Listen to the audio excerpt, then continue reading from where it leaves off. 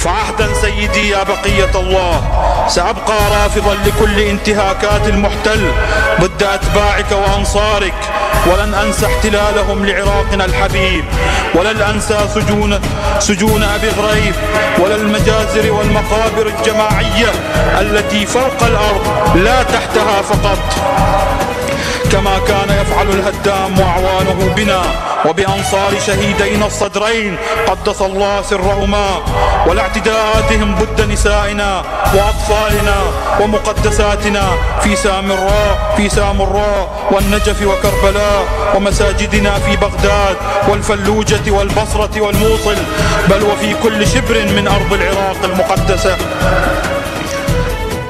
المونتاج كرار الخطابي. وتبقى المقاومة الشريفة هي عزنا وشرفنا على مدى العصور، ولا يثنون عنها أبدا. فسلام على شهدائنا وسلام على مجاهدينا. هب أيها الشعب العراقي الشريف لنصرة دينك وأرضك وشعبك وبلدك.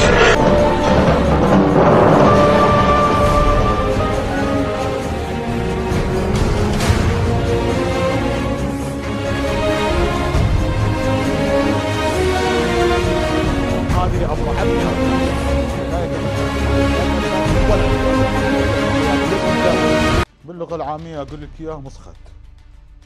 شوهت سمعة المذهب كثير، وشوهت سمعة العراق كثير بعد ما تحمل. قلت لك أنا طقيت.